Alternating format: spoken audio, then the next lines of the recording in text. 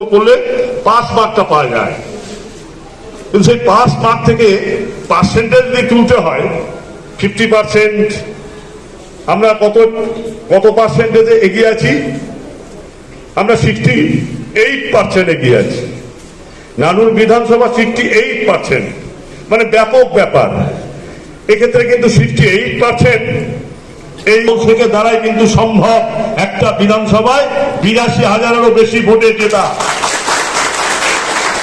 আমি 2011 রিপোর্ট বলছি না, আমি 2098-এর যে বিধানসভা তার রেজাল্ট পুঙ্খানুপুঙ্খানু দেখেছি। নানুর বিধানসভায় প্রথমে সিপিএম এর কয়েকজন এমএলএ জিতেছিল এবং তৃণমূলের এমএলএ চলছে।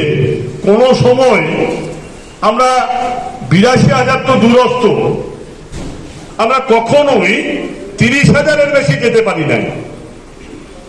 একবার লোকসভায় 14 সালের লোকসভায় নানুর বিধানসভা আমরা জিতেছিলাম প্রায় 60,000-এর বেশি।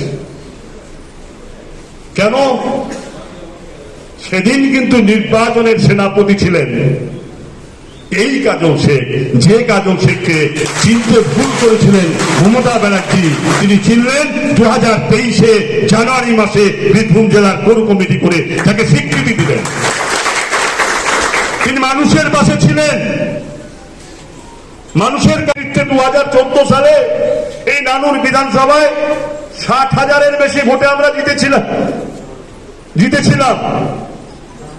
তারপর দল যখন তাকে স্বীকৃতি দিল, তার আগে স্বীকৃতি দিয়েছিল দল, কিন্তু এত বড় একটা জায়গা সরকারি ভাবে দেয়নি। আমরা সৌভাগ্যবান নানুরের মানুষ, তাকে এত বড় একটা জায়গা দিয়েছেন এবং তার ফলশ্রুতি আমরাও কিন্তু একটা বিরাট রেজাল্ট পেয়েছি।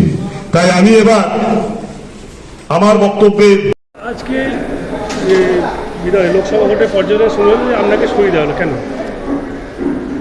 গত আমাদের 2024-এ যে লোকসভা হয়েছে, সেই লোকসভা নিরিখে দলীয়ভাবে আমার উপর দায়িত্ব ছিল কিন্নারা 1 নম্বর অঞ্চল। সেই অঞ্চলের আমরা খুব আশানুরূপ ফল করতে পারিনি। সেই জায়গা থেকে ব্যর্থতার দায়, অবশ্যই দায়বদ্ধতা যেহেতু আমার থাকে, তো ব্যর্থতার দায় আমাকেই নিতে হয়, আমাদেরকেই নিতে হয়। সেই প্রসঙ্গ অনুযায়ী দল সিদ্ধান্ত নিয়েছে। দলের এই সিদ্ধান্তকে আমি সাদরে মাথা পেতে নিয়ে নিলাম। আমরা সকলেই নিচ্ছি এটাকে। দল আগামী দিনে যেটা ভালো বুঝবেন, দলের নির্দেশ অনুযায়ী দলের একনিষ্ঠ কর্মী হিসাবে আমরা এগিয়ে চলব।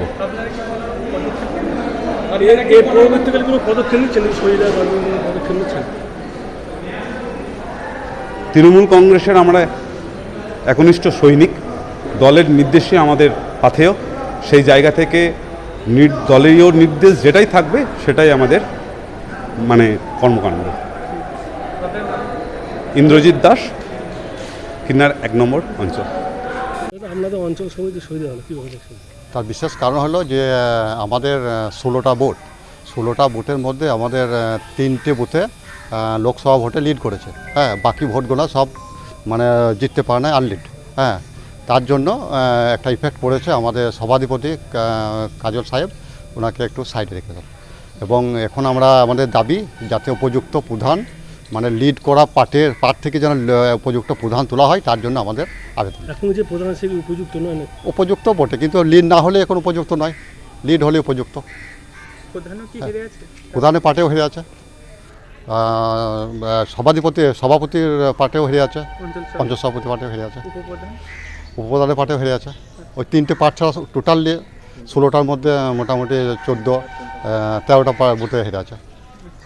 শুধু 3টে বুথ ছাড়া? 3টে বুথ, হ্যাঁ, 3টে বুথ ছাড়া বাকিটা হেরে আছে। যারা দায়িত্ব ছিল তাদের সব কটা বুথে হেরে আছে? সব কটা বুথে হেরে আছে। হ্যাঁ। আচ্ছা, আপনারা কি চাইছেন এখন? কি চাইছেন আপনারা? এখন চাইছি যাতে আমাদের যে যেসব পার্টগুলো লিড করেছে, সেই লিড করা পার্ট থেকে আমাদের কিছু সদস্য তোলা হোক, 50 সদস্য তোলা হোক। হ্যাঁ, সামনের সারিতে। অঞ্চল সভাপতি, আমার নাম নজরুল ইসলাম। পরিচয় নিমরা 163 পারে বুথ চেয়ারম্যান। দাদা, আপনার ব্লক সভাপতিকে বলতে শোনা গেল যে 2014-তে আপনার উপর দায়িত্ব ছিল এবং 2024-এ সেই সময় ভালো ফল হয়েছে, এর আগে আপনাকে মুখ্যমন্ত্রী চিনতে পারেননি। এই বিষয়টা কি বললেন এবং কেমন? দেখুন, 2014-তে আমি ব্লক সভাপতি, আমরা সকলকে নিয়ে একটা টিম নানুর তৈরি করেছিলাম, এবং তখন যে লোকসভা ভোট হয়েছিল সেই লোকসভা ভোটে 60 থেকে 65,000 ভোটের ব্যবধানে আমরা এখানে জয়যুক্ত হয়েছিলাম। এরপরে আমাকে এখানকার দায়িত্ব থেকে সরিয়ে দেওয়া হয়েছিল এবং আমি একজন কর্মী হিসাবে কাজ করেছিলাম। তারপর আবার আমাকে দল দায়িত্ব দিয়েছে। সর্বত নানুর বিধানসভা যারা ইয়াং জেনারেশন আছে, যারা প্রবীণ আছে, নবীন আছে, সকলকে নিয়ে মিলিতভাবে বিধায়ক থেকে শুরু করে ব্লক থেকে শুরু করে অঞ্চল সভাপতি, বুথ প্রেসিডেন্ট, গ্রাম পঞ্চায়েতের প্রধান, গ্রাম পঞ্চায়েত সদস্য সকলকে নিয়ে মিলিতভাবে আমরা একটা কর্মযজ্ঞের আয়োজন করেছিলাম। যে কত ইলেকশন চলেছে সর্বত আমরা আমার লক্ষ্যে পৌঁছতে পেরেছি। সর্বতই সে কথাটাই আমাদের ব্লক সভাপতি বলতে চেয়েছি।